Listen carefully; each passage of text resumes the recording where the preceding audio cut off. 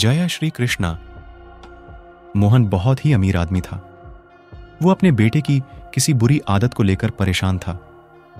वो जब भी अपने बेटे से उस आदत को छोड़ने के लिए कहता था, तब उसका बेटा कहता था कि पापा, मैं अभी तो बहुत ही छोटा हूं, वक्त आते ही मैं धीरे धीरे ये आदत छोड़ दूंगा। पर उसका बेटा कभी भी उस आदत को छोड़ने का प्रयास नहीं करता था। कुछ दिनों के बाद एक महात्मा उसके गांव में पधारे हुए थे। मोहन अपने बेटे को उस महात्मा के पास लेकर गया और महात्मा को अपनी समस्या बताई।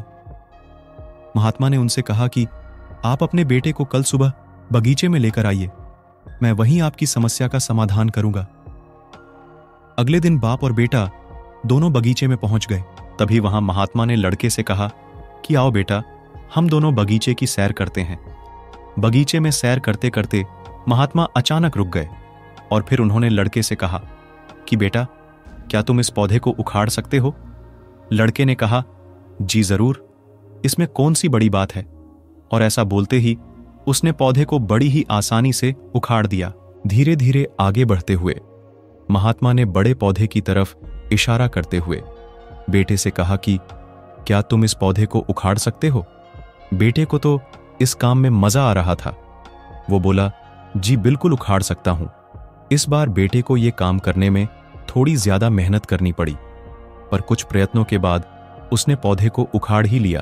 कुछ देर बाद वो दोनों थोड़ा और आगे बढ़े और फिर महात्मा ने एक नीम के पेड़ की तरफ इशारा करते हुए लड़के से कहा कि क्या तुम इस पेड़ को उखाड़ सकते हो?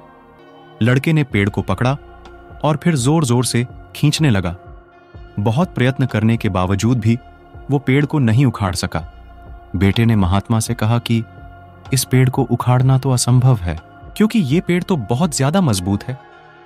महात्मा ने लड़के को समझाते हुए कहा कि बेटा, ठीक इसी तरह बुरी आदतों का साथ होता है। जब तक हमारी बुरी आदतें नहीं होती हैं, तब तक हम उसे आसानी से छोड़ सकते हैं, लेकिन जैसे ही हमारी बुरी आदतें पुरानी हो जाती हैं, तब उसे छोड़ना मुश्किल हो जाता है और कई बार तो नामुमकिन हो जाता है।